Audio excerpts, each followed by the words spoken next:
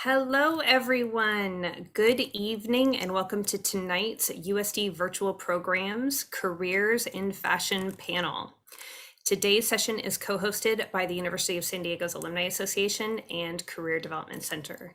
My name is Kara Marsh-Profit and I am the Director of Alumni Operations and Engagement for USD's Office of Alumni Relations. A big shout out and welcome to my fellow alumni and another welcome to the current USD students who have joined us this evening. We even have a few parents of current USD students on the webinar today, and a special welcome to all of you. The mission of the USD Alumni Association is to engage and enrich the Torero community for life. Today's connection is rooted in the desire to offer impactful ways for our community to stay connected and to learn from one another. A few housekeeping items before I pass off the microphone. We are using Zoom Webinar today, not Zoom Pro.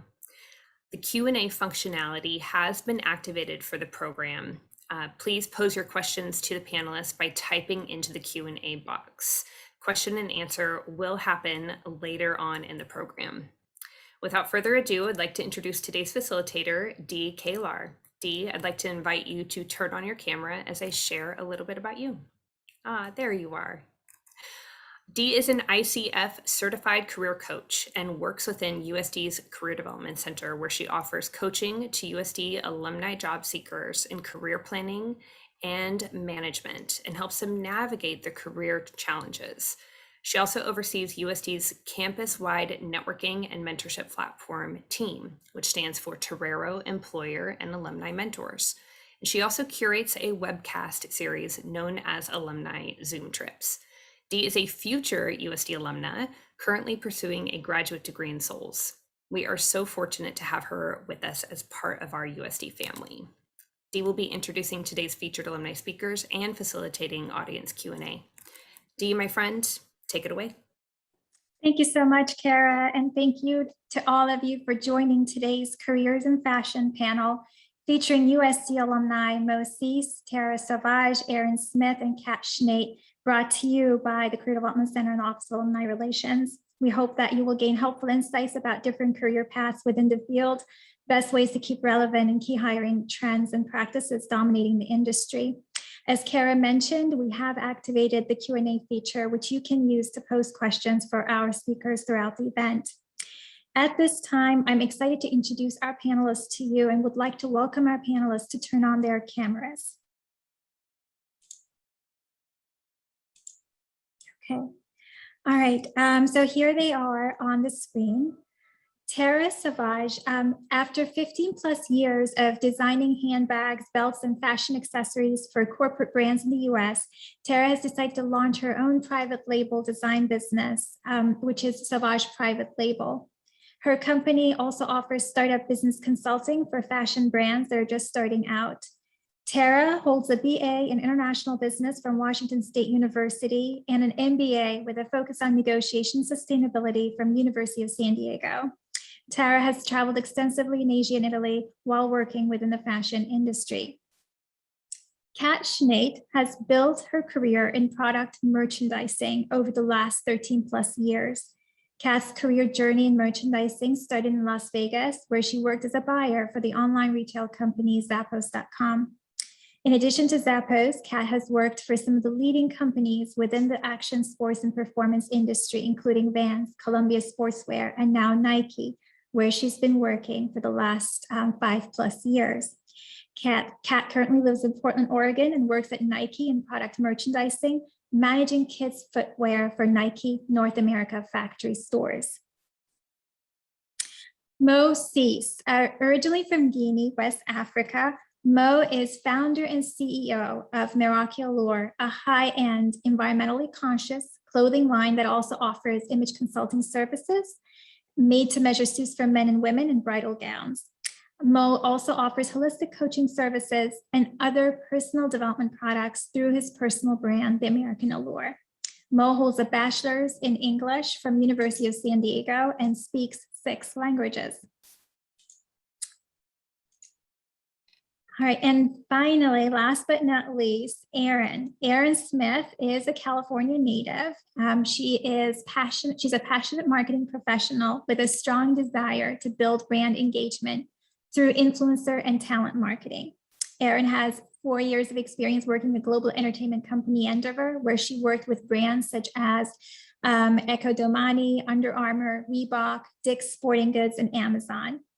Erin recently took on a new opportunity at Ipsy as a creator partnership strategist, managing their micro-influencer campaign and assisting with celebrity partnerships. So without further ado, I'll go ahead and start us off with the first question. Could you tell us a little bit more about yourselves and how you got to where you are today? Kat, we can go ahead and start with you. Sure. Hi, I'm Kat Schnaidt. So I went to University of San Diego, graduated in 2006, and I majored in communication and media studies, but also had an emphasis in journalism. I really thought that initially I wanted to go the journalism route and wound up through a couple opportunities, just realizing that wasn't necessarily the route I wanted to go. But I did also always have a love for product. Growing up and while throughout my teen years and in college. And my first job outside of college was at Vestal Watch Group up in Costa Mesa. I spent a year there managing in-house accounts for the watch company. And from there was connected to Zappos.com. Through networking and building relationships, I was offered a role as a watch buyer at Zappos and moved to Vegas, where I really started building my merchandising and buying career. Spent 4 years in Zappos, and from there just kept moving forward within different companies and different opportunities within merchandising in different categories. Thanks for sharing that. Tara, would you like to go next? Hi, sure. So my career in fashion wasn't typical. I went to Washington State University and I studied international business, and I studied abroad. I went to Thailand, I went to Asia and Australia as an exchange student, but I always really loved footwear. And so my first job out of college after I graduated was I was executive assistant to the president of Champion Footwear in Seattle, Washington. And, you know, I was exposed to the athletic footwear industry. And from there, I decided, well, I want to be a footwear designer. You know, I didn't have any training in it, but I like to draw. So I moved to LA with $300 and an old Toyota Celica, and I had a place to live. I moved to LA, Hermosa Beach, and I remember how am I going to get a job as a shoe designer? I have no experience, but I had worked in Champion for about 2 years as like an executive assistant. But I cold called the presidents of companies that I liked the footwear. So Chinese Laundry was one of these fast fashion footwear companies at the time. I cold called Bob Goldman, the owner of the company. I asked him for a job and he was like, wow, this kid really wants to work for me. So, because I cold called him, I didn't know him.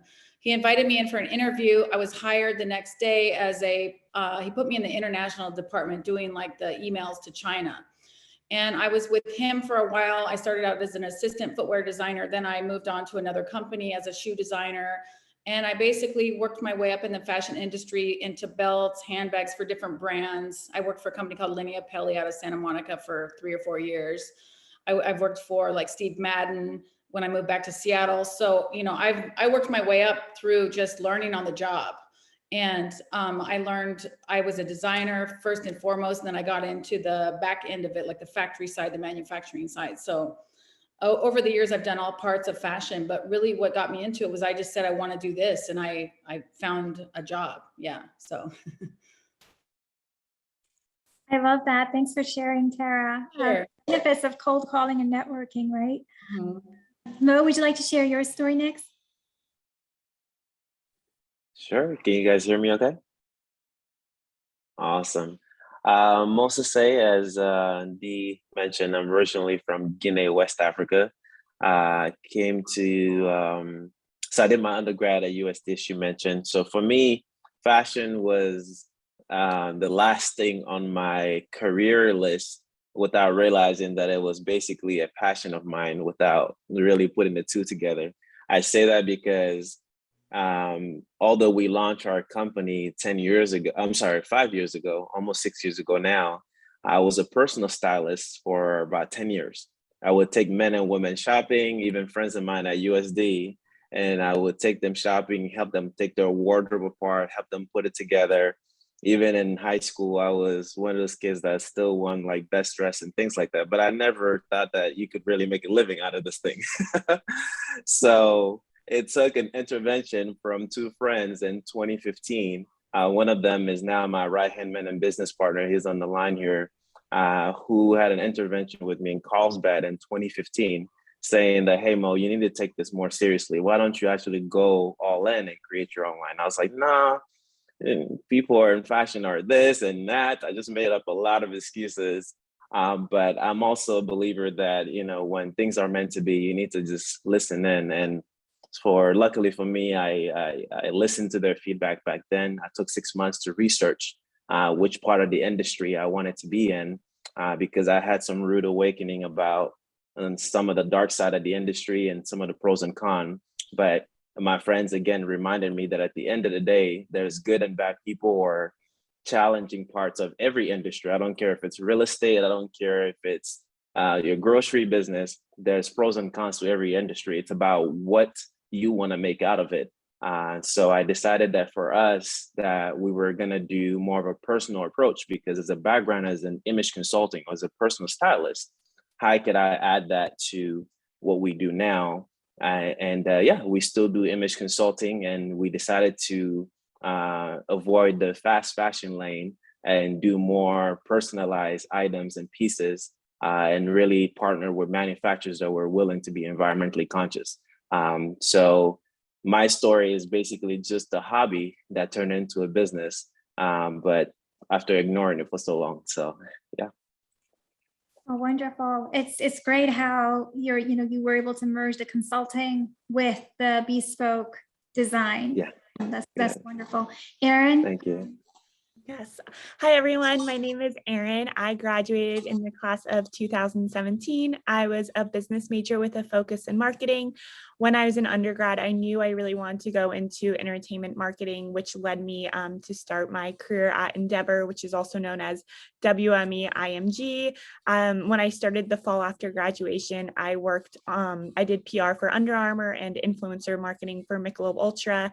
About 2 years in, I knew I really preferred the influencer marketing side over traditional PR. So I pivoted within my department, and I worked primarily actually on alcohol brands that tapped into the fashion and lifestyle space, such as La Marca Prosecco and Ecco Domani. And then I also continue to work on some other athleisure brands similar to Cat, such as Reebok, Dick's Sporting Goods, Amazon. And then most recently, I pivoted. I just started a new job a few months ago at Ipsy, which is part of the world's largest beauty subscription company. And I manage their micro influencer campaign. So I am in influencer marketing and beauty, but also tapping into fashion and wellness as well. Thanks so much for that, Erin. So one of the things that our audience is really interested to learn is, how does one enter the fashion industry, and what are the different career paths available within the industry? So Tara, let's go ahead and start with you. Well, I mean, the traditional way to enter the fashion industry for most people is they go to fashion school. They could go to the one in Savannah, SCAD.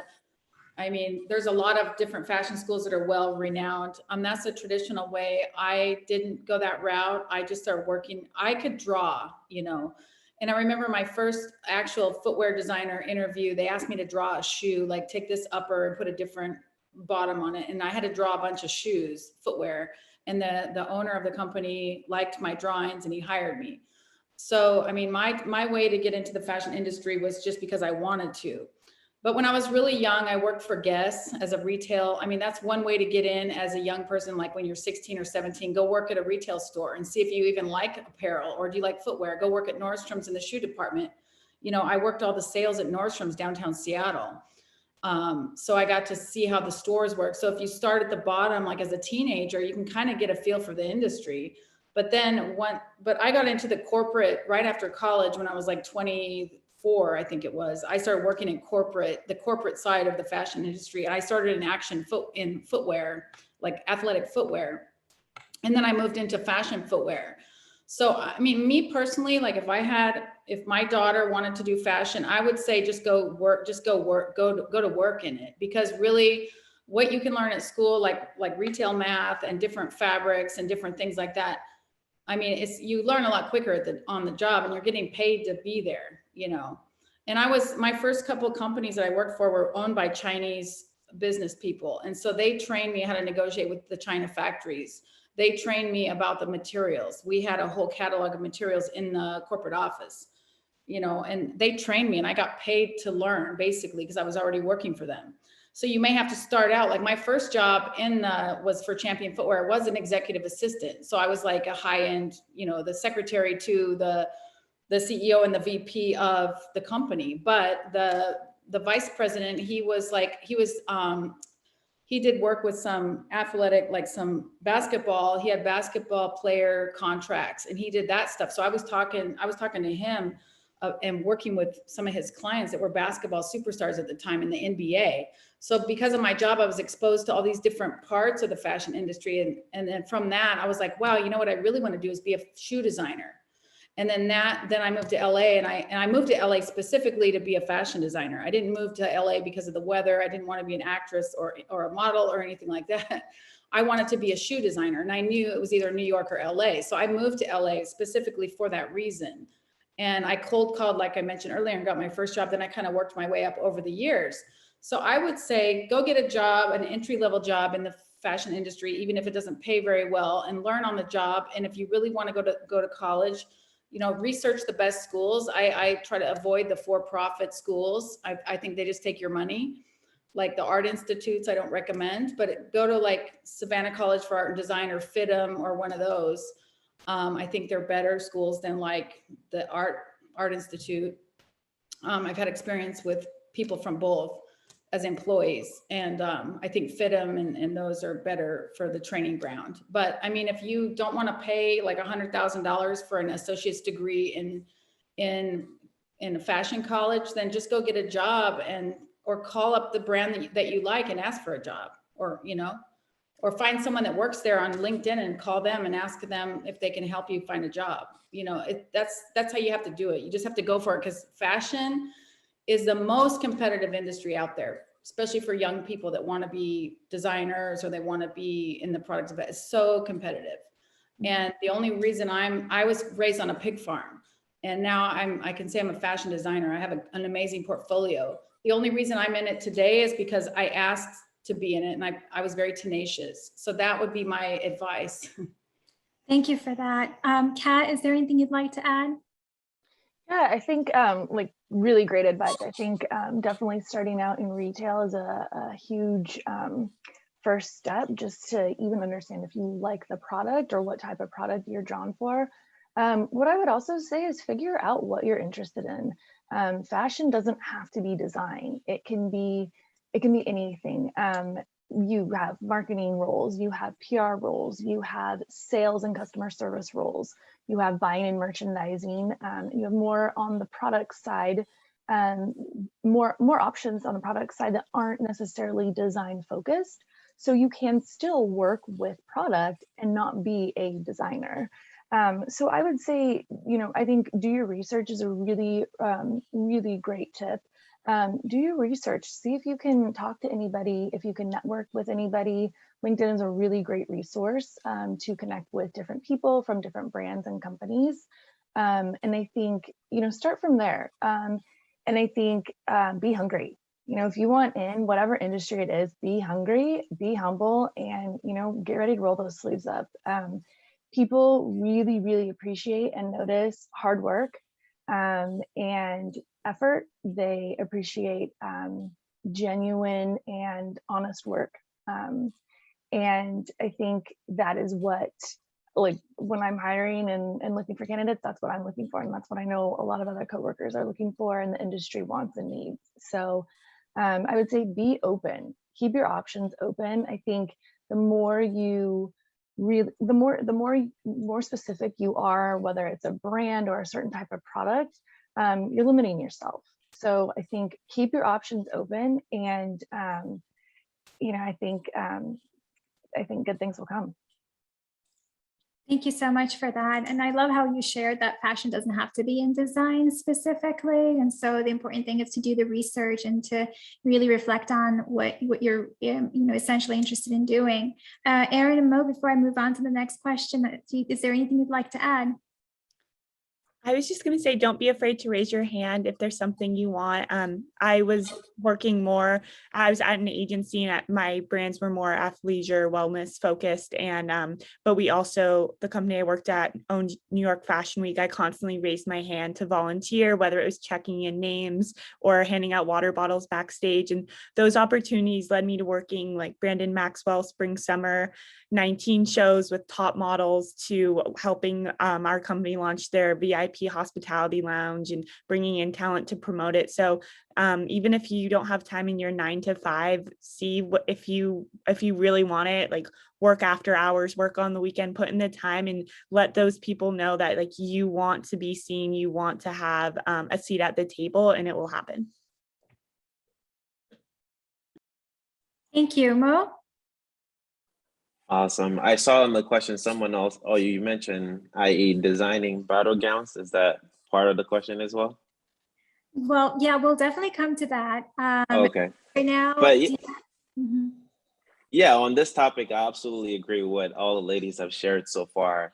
Hunger and tenacity are a big part of it, but also staying flexible throughout the journey. Because for me, I've heard it said many times that be firm about what your vision is, but be flexible in how you get there. So I didn't know that it was going to be necessarily through image consulting and personal styling. I was going to get to finally launch my own business, but the vision was to, at the end of the day, elevate people's lives and do something that I love, something that I could actually be excited about. And something that Erin just mentioned, I totally agree with as well, is even if you have a normal 9 to 5, but be flexible and go do other things outside of that just to get experience, because I didn't go full time with my business until a year and a half ago. I had a job in corporate America for 7.5 years at an online school. And what I would do is that when I would get off work at 5, I would go to networking events from basically 6 to 9 p.m. at least twice a week to connect with people and build those relationships. And I also agree with what the other ladies have shared about finding a job in the industry, because even while I was going at USD way before I knew I was going to start my own business, I had a retail job at a men's warehouse. I remember they asked me at the interview, do you know how to tie a tie? I was like, yeah, sure, I do. And I went home and learned. So be flexible for sure. And fake it till you make it, right? Something like that. Yeah. So what does a typical day look like for each of you? And I'll start off with you, Kat. Oh gosh, every day is super different for me. In the corporate retail environment that I work in, it's very dynamic and there's always something new happening. I would say key responsibilities though for my role are managing the product categories in my portfolio. And so that means working on and building future seasonal assortments. So right now, for example, I'm working on holiday 22 for next year. And what that means is I'm working back with different merch partners I have within the company, within our global team, but also our different geo teams. So I'm working with merchandising partners in Europe, also Asia, and just different geos that we have within the company. And we're working on building assortments. So when you walk into a Nike factory store, what you see on the floor is what essentially I put together for that store. So that is one of my main key responsibilities within this role. Another main focus for me is managing the business that's currently on hand in the store. So I have one side of the brain working on the art side and the other side working on the analytical using our favorite Excel sheets. And so what I do within in-season business is really manage the inventory and the sales on a daily, weekly, and monthly business or cadence. So I'm looking at sales to inventory. I'm using a lot of retail math all day, every day, working on different strategies, whether it's different product strategies within the season, or on a daily basis, figuring out what am I going to do with this inventory if something's not selling, putting different seasonal strategies together. And then a lot of the role is working with different partners within my function and within different functions in the company, which is also really fun. So you have a lot of different components there between analytical, product, and then building relationships. And I would say every day encompasses something from each of those. Well, thank you so much for sharing. And Tara, I know you both design handbags, belts, accessories, and you also provide consulting services and freelance services. What does a typical day look like for you? Well, it depends on who's my client at the time. Like right now, I have a motorcycle company where I've designed a bunch of motorcycle bags that can go on the back of Harley Davidsons. And currently we're running production in India. So, and then I have another client that I'm running production in Myanmar, which is Burma.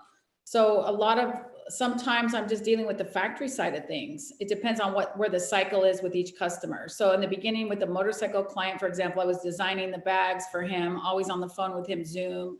And then after I submitted the designs to the factory, now I'm just dealing with the India factory. So I work a lot at night, actually. My prime time for work when I'm doing the manufacturing side of it is probably 3 p.m. to 9 p.m. Sometimes even at midnight, China will WhatsApp or WeChat me and start asking questions. And I'm also running production for a bicycle brand startup company. So that's being done in China, and the leather's from Italy. So I have to, bring the leather in. So, that's part of it. When I do have a consulting client where they want to start a new company, I talk to them about marketing, branding, and that's more during the day. So every day is different and every month is different depending on where I'm at in the cycle with each client. Thank you for sharing that. And that must be hard to manage with the different time zones too. Erin, what does a typical day look like for you? So working with content creators and talent, most of my time I'm scouting who I want to work with. We work based on different months. So I'm always trying to plan about 2 months ahead of time. So right now I'm actually looking at February. So I get our themes, I'm briefed on our themes, and then I'll book creators that really will fit our themes for the month. So for example, February, Valentine's Day, but we're pivoting more towards self-love, self-care. So instead of just focusing on beauty influencers, I'm also looking into maybe some wellness influencers. So right now I'll pretty much go to my list of contacts I've worked with before and those managers, agents, or the talent directly, and I'll reach out. I'll brief them on what the ask is, and then I'll go into negotiations with them, then contracting, and then eventually working on the briefs, approving their talent or approving their content, and helping them basically along the lines to get their content up and approved by all the teams. I also work closely with our brand partnerships team. So every month I'll get a list of brands that are looking for specific creators to post on their behalf. So right now I'm working with Selena Gomez's Rare Beauty line on a creator that would fit what her brand wants for an additional post. That would just really tie the partnership together. So every day it's a little bit different depending on what month we're planning for, or maybe what different one-off asks we get if we're having a sweepstakes or a contest, or what the social media team wants. But mostly it's along those lines. Thanks for that, Erin. And Mo, can you run us through a typical day for you? Yeah, it seems like we all have that in common, that it's not a set schedule every day.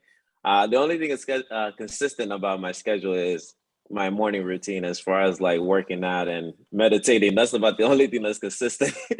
Everything else is very sporadic. Yesterday, I spent the day in LA. Today, I completely work from home.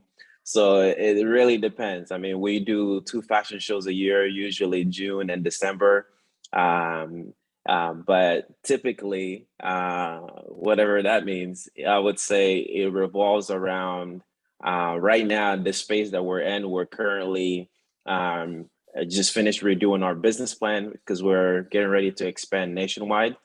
We opened our first store in Carmel Mountain in San Diego 2 months ago. So now we just revamped our business plan so we can expand in 7 different cities in the next 3 to 5 years. So that's my primary focus right now, is touching base, a lot of Zoom calls with the team to make sure that all the numbers and everything looks good. Who are the type of people that we need to hire in the next 3 months and things like that. But yeah, like I said, the only thing that's consistent about my day is maybe the morning time. But besides that, everything else is out the window. Yeah, well, congratulations on establishing your first physical location in San Diego. That's very exciting. Thank you. Yes, and it's wonderful how versatile and dynamic each of your lives are, right? And how. So my next question is, what would be your top advice for those interested in breaking into or growing a career within the fashion industry? And Tara, I think we can go ahead and start with you.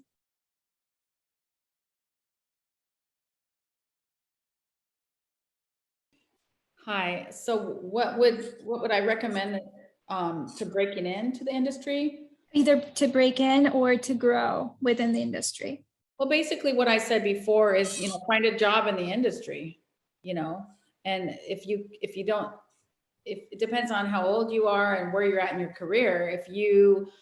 And also, I mean, the industry is broad, like we've already heard from the other panelists. You can work in any part of the industry. So say you want to work for like a specific brand and you're a customer service rep, go get a job as a customer service rep in that brand. Or if you are an accounting person or a bookkeeper, go work in the bookkeeping department of that brand. Or if you're young, if you're 18 years old and you want to work in the fashion industry, go get a job in a store in your favorite brand. If you love Lululemon, go work for them. They have stores all over La Jolla, San Diego, LA. And then, like we've already heard before, volunteer. If you hear that there's, like, even here in San Diego, there's San Diego Fashion Week, and they always take interns. So an internship route is always a good idea. If you're like college age and you want to get into the fashion industry, go look up internships in the fashion industry. And if the company you want to work for doesn't have an internship program in their company, ask them if you can be the first one to start the internship. Create your own opportunities. If you don't ask, this has always been my philosophy. If you don't ask for something, you're not going to get it. So go knock on the door. If it's not there, create it for yourself. Go find, if the job's not listed on the job board, find someone that works there and create the job for yourself. It doesn't hurt to ask. And, so basically whatever brand you really are passionate about, try to work there and see what you can do. So, I mean, that's my only advice really, is just get in there. So. And such great advice too. So create your own professional opportunities, take the internship route, take the volunteering route, and just don't be afraid. Anything that you would like to add to that, Kat? I think it's really been summed up really well by everybody so far. I think, it's really important, again, like start from the ground up and build your way up. I think that is the beauty about coming in on an entry-level position, is you can pivot and you can change your mind. If you don't like something, you're not stuck in it forever. But it's also just a really great opportunity to learn about different positions, learn about different roles within the company, about different companies, different products that they make. Just utilize that experience that you have. There's one thing that you always hear and say at Nike when you start a new role, it's be a sponge. And I love that so much. Be a sponge and just absorb and learn as much as you can, and then use that to your advantage to get you to that next spot that you want to be in. I think Tara's absolutely right. Create your own opportunities, ask for what you want, but learn and take from those opportunities that you have to help get you to that next level. And just keep at it. Like if somebody tells you no, okay, ask them again. If they tell you no again, maybe go to the next person. No is not always no forever. So I think just stay persistent and stay at it. It's okay to have a sad day if you hear no, but get back at it tomorrow. Right. Awesome. Just not take that personally and move on and be persistent. Erin, Mo, anything else you would like to add?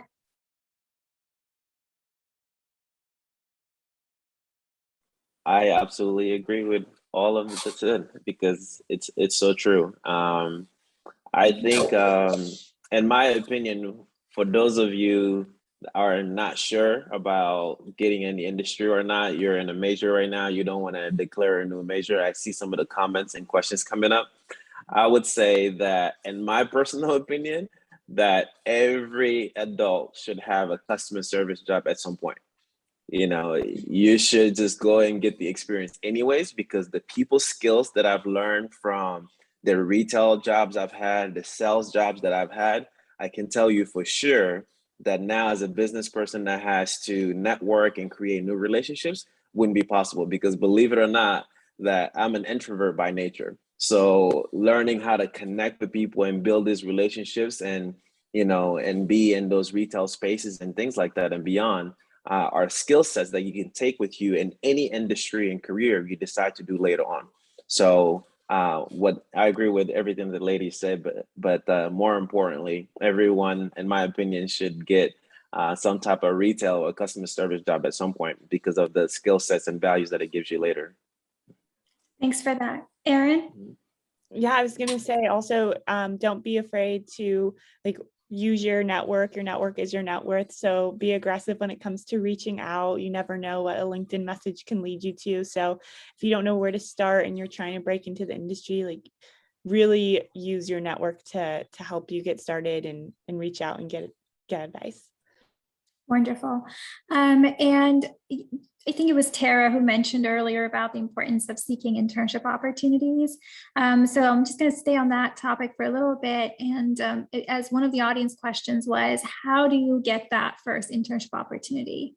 What are some resources available for those who are looking to break into fashion careers, who are interested in that first retail job or that internship?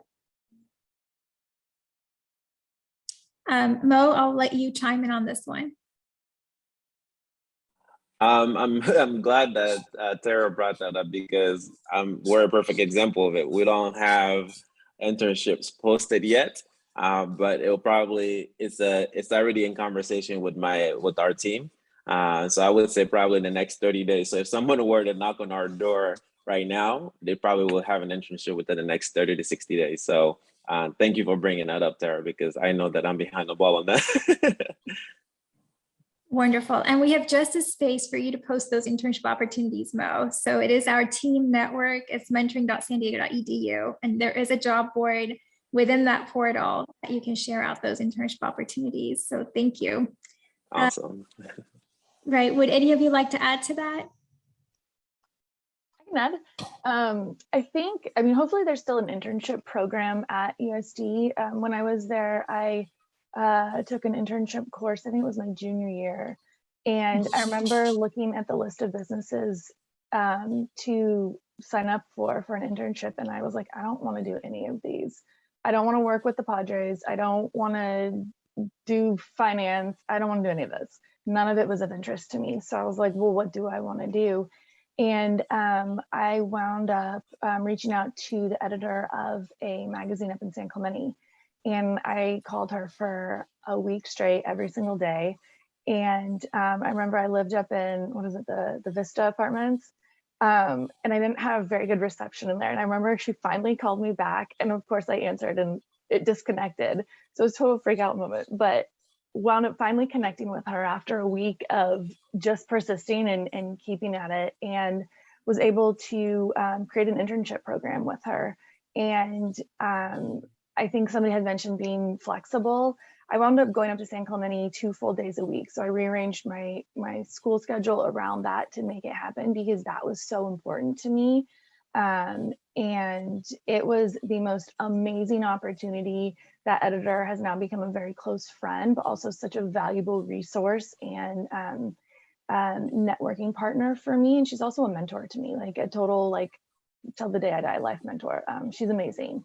But she's also been very crucial to the beginning steps of my career and helping to open up some really important doors for me that I probably would not have had without her, but without also the experience that I gained while working for the magazine. So, you know, I think everybody has said it at least once tonight. Don't be afraid to think outside the box, like look for another option. If you don't like what's being presented, I mean, obviously within reason, but try and create something of your own. I initially thought I wanted to go into journalism. There wasn't a journalism program at USD. So I worked on kind of creating my own. And not going that route was great because it led me to something else. So just stay at it and figure out like what you are most passionate about and really march towards that and put your effort there. Thank you, Kat. This is actually a great segue into one of the questions from the audience regarding networking. So the question is from Eliza Kim, and they ask, I know that many of you had mentioned networking, and I know that's a crucial part of the process in building one's profile. What would you say is the best way to find networking opportunities? And what is the best way to reach out to grab someone's attention so they want to work with you? Erin? Yeah, happy to answer this. So I feel like when I get or when people reach out to me on LinkedIn or email, I think when I would always try to do this when I was reaching out to people, but almost pull in something that was relevant to their job to show that you were really interested and that you've done your research. So maybe it was an article, if you saw they worked at this company, like for example, if I was to reach out to Kat, I would look up what is Nike in the news for right now, like something positive, obviously I'd want to bring to her attention to show that I know what's going on at Nike. If it was specific, let's say to maybe their holiday campaign, maybe I'd want to make a note, like I thought this was interesting how Nike pivoted this direction compared to what other brands are doing this season. So I think instead of just asking, what can you do for me, but also show like you're intrigued. Like I love to hear when people are like, oh, I saw you worked with this person. I follow them. I love them. It makes me feel like I'm doing a good job at my job and I'm connecting to our consumers. So I think you can really stand out by if you bring in something that they work on or find a passion point that's easier to start the conversation in a more natural way. I love that. It's almost looking for ways to create value for them, researching them, looking at what they're interested in. Anything that you would like to add, Mo or Tara?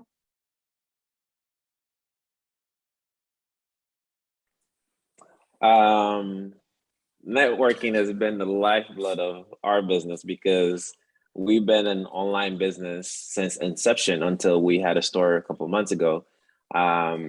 So I'm a big believer in it because to me, relationships are everything in my life.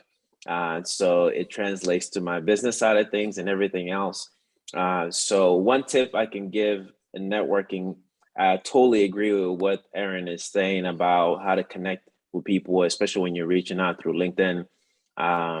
But the other thing I would add is that if you are meeting people in person, I'll give you a secret to give you some insight on how to never run out of things to talk about with people, because that's something that happens sometimes. But the biggest thing I can share with you is be present with people, be genuine, similar to Erin's point, be truly genuine in the opportunity, because so many people are so eager to get what they want out of the relationship that they're like, oh, I didn't even hear what you said about your daughter. I didn't even hear what you said about your family. How can I get a job? You know? So I would say definitely be present in these networking opportunities. But to the students' question, there's so many different networking opportunities here all over the country. So I don't care if it's online or even local networking events. So one thing I would say when you do meet with people is use the acronym FORM. I learned this when I used to sell insurance back in the day. The acronym FORM, F-O-R-M, it stands for family, occupation, recreation, and motivation. So when you're talking to people, trying to remember something they said about their family, their occupation, what they like to do for fun or motivation, and connect that to yourself, because people like people who are like themselves. So, you know, anyways, I don't want to go into all that, but the point is that be present and be genuine in these connections. Yeah. I love that. I love acronyms. They just make it easier to keep things in mind. So FOM, family, occupation, motivation. In my coaching business, that stands for focus, outcome, and measurement. But I love I like it. the networking version of it. All right, so our next question is also going to touch upon one of the questions from the panelists. Is there anything you wish you'd taken advantage of to better prepare for the job market or a career in fashion? And I'll have Kat chime in first. I think I wish I would have taken more advantage of more public speaking classes. I did the minimum requirements through communication degree, but public speaking is public speaking in general is so prevalent everywhere. Any company that you're going to be in, whatever role, most likely you will be giving presentations and doing some kind of speaking, but having a strong public speaking skill set is so crucial and so important. So while it's not fun, I would take the classes now if you can, take advantage of them, learn all the tips and tricks, and really, really hone in on and perfect those skills. Those are skills that will come through on a daily basis, whether you realize it or not. It'll be one-on-one interaction with others, whether in a group, depending on who you're talking to within the company and within your roles and your teams. I do presentations on a regular basis, both in person and on Zoom. Some last 5 minutes, some last 2 hours, and 2 hours plus, which is a lot. But to do that, you really want to have a strong skill set in public speaking. I love that. Okay, so invest in public speaking, communication skills. Erin, anything else you wish to add? I was going to say the exact same thing. Definitely public speaking classes. Take as many as you can. Tara, do you have anything to add?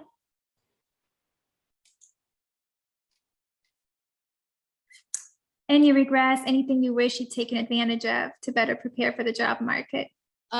Yeah, I mean, I agree with the public speaking. I think as I'm kind of an introvert, so that would have helped me. I did go to, there's an outside, one of my companies sent me to that Toastmasters. One of my companies hired me to be a sales, and they sent me to Toastmasters because I was already out of college.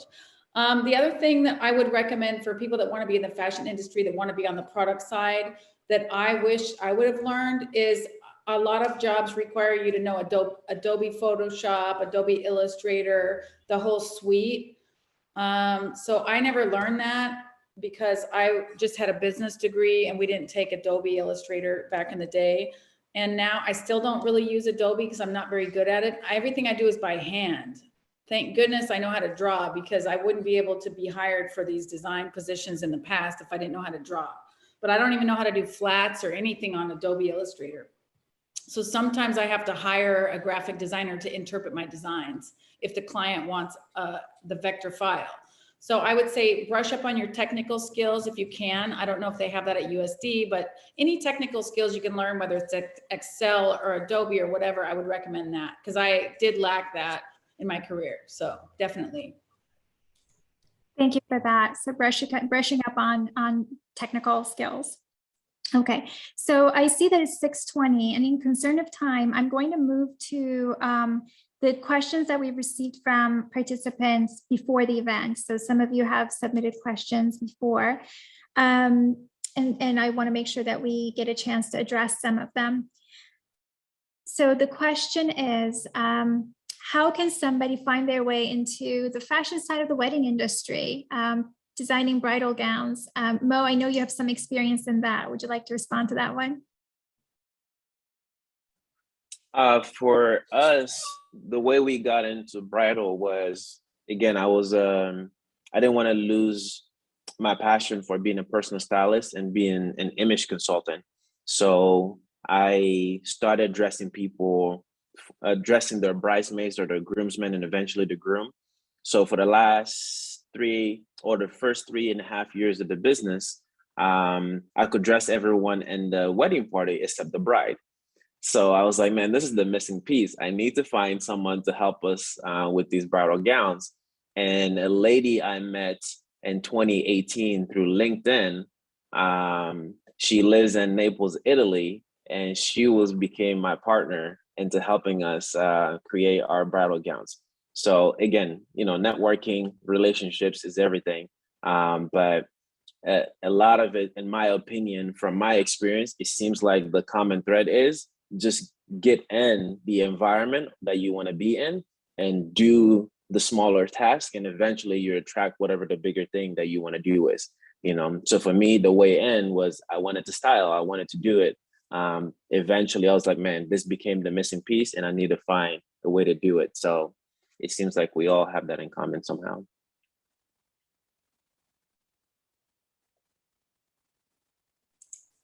I just realized I was on mute. Appreciate that, Mo. So another question is, what job opportunities are open in fashion for someone who's studying international business, journalism, marketing? Do we still have the same chance of working in the fashion industry? And Erin, I'll start with you to chime in on that. I would say most definitely. I wasn't a fashion major of any sort. I was just in marketing, but there's so many different careers. For example, like I went into public relations and marketing. I feel like if you're a comms major, that would be like a perfect starting job. There's also the talent management side where you manage, like if you want to work for a designer, there's designers who have full-fledged teams who help them with their brand partnerships, help them with New York Fashion Week. There's also the event production side. If you ever want to go into events, there's integrated marketing. There's so many different areas. If you have a business degree and a strong work ethic, that you could definitely be successful in the fashion industry. Thanks for sharing that. Kat, is there anything you'd like to add? No, I think that was perfect. There's just so many opportunities. Any brand or company is not just design. You still have all the other components of producing product. So you have, I'm sure you have design, but you also have production and development. You have the marketing side, you have the PR side. There's also a lot of executive assistant roles. That's a really great way to get in. And from there, you can pivot and go so many different angles as well. That's a great way to learn some different skill sets and parts of different roles while you're in that as well. And then, there's also the sales side. We have to sell the product, right? At the end of the day. So there's sales, there's account management, there's customer service. I think that's been brought up a few different times.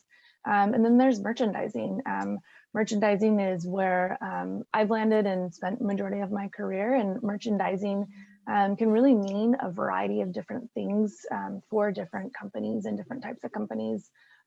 So, I think figure out and it's okay if you don't know, just figure out kind of what lane you want to start in, and then you can move around from there. But there are truly so many different opportunities. Thanks, Kat. Erin, what location is best for the fashion industry? How would you respond to that? So I may be biased because I was in New York for about 3 years, but for me, I would say New York City. I think it was definitely, I was at the right place at the right time. I always say, if I had the same job at the LA office or the Charlotte office, I wouldn't have had these opportunities to work some of the biggest moments in fashion. So for me, I would say New York, but I know others on this panel have had very successful careers in fashion who weren't in New York. So I'll let them chime in as well. Would our panelists like to add to that?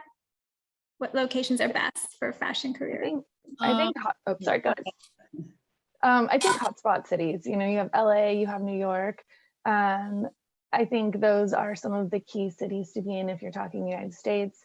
If you're open to looking international, I would say go for it. It's not just the United States where fashion is thriving and big. It starts prior to the United States. So I think with that being said too, I think sometimes you have to make some sacrifices and make some moves. Maybe you don't want to, but if that's where you're going to jumpstart your career and that's truly the career path you want to go, I think it's totally worth it. Thank you for sharing. So last couple of questions. How do you stay relevant in this profession? And I'll go ahead and start with Tara. You have to be willing to be, I've been in this industry about 20 years. So, for me, that's a long time for the fashion industry. actually more than 20 if you count my executive assistant job at Champion Footwear. But I would say you have to be willing to be flexible. I take jobs that other women won't take. My last full-time job, I just finished like in June 2021. I was working for a women's fashion company based out of Tel Aviv, Israel, and Palestine. And my first day on the job, they bought me a round trip ticket from San Diego to Tel Aviv. I spent 10 days in Tel Aviv and in the West Bank, meeting with the Palestinian women and the Jewish Israeli women, because it was like a co-op between the two sides. And then I had to fly back and forth to the Middle East every 6 months to deal with the production that was going on in Gaza. Most women with kids that live in the suburbs don't go to Gaza, or they don't go into the West Bank. But I love travel. I'm not afraid to travel. I love different cultures. So I've been able to stay relevant in the industry from moving also from design to manufacturing to sales and product development. I go back and forth depending on the job. And so you always have to learn new things. I learned how to use Shopify. I learned how to build websites with e-commerce websites like Shopify and different platforms. I mean, so the way you stay relevant is you have to pivot, like we've heard Kat say. You have to always keep your skills updated. I mean, I know how to run social media campaigns, and I didn't go to school for that, but to stay relevant, you have to be up on everything. And so I can run an e-commerce store. I can work with Amazon. You have to know what's happening out there, and you have to be willing to maybe do something outside of the box. I mean, I love doing things outside of the box. So I will go to the Middle East for the business. A lot of my friends wouldn't even think about taking that job. I mean, can you imagine? I have to show my passport to a guy with a machine gun just to go into the factories. You know what I mean? And that was in the Middle East, but most people won't do that, but I'm willing to do that. It didn't bother me that much because I used to live overseas and I've traveled all over the place. So that's my advice, would just to stay relevant, always learn new skills and be willing to take funky jobs that may be outside of your wheelhouse that are kind of cool. Thank you for that. So really investing in upskilling, reskilling, and being willing to step outside of your comfort zone. So I see we're a minute away.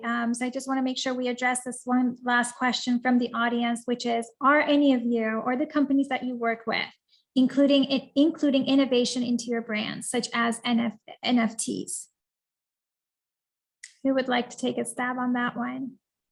Are any of you including innovation into your brands, such as NFTs?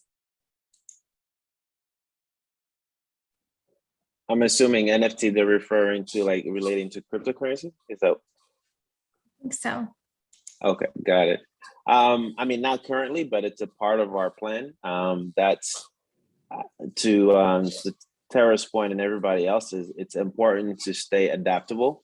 So it's not a current thing on our list, but it's definitely something that's in our future because it's part of humanity at this point, you know. So you have to be open and see how to pivot toward that, because even a few days ago, my business partner and I were talking about how some small business owners didn't even have a website a few years ago. So, you know, you have to stay open and adapt with the time. So that's the best way I can answer that for us, particularly at the moment. Any last thoughts before we close?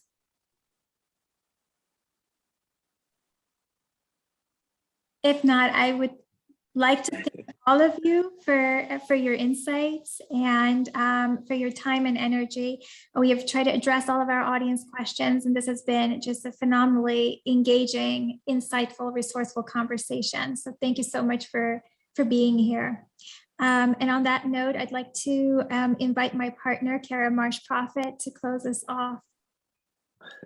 Thank you. Wow, what a great panel. It was such a treat to hear from the four of you tonight. Thank you so much for sharing your expertise, and as Dee mentioned, also your energy. That's a really, really great keyword because I can feel it coming through the screen. I do have a thank you slide to share for our attendees who are still with us. Thank you again for participating. I will go ahead and post a recording of the session to the Alumni Association's YouTube channel next week after a little bit of editing. If you want to connect with us, both the alumni website and the careers website are listed here. And we are not letting up off the gas as it pertains to alumni engagement opportunities. You can see here that we've got just a couple events coming up in the next couple of weeks.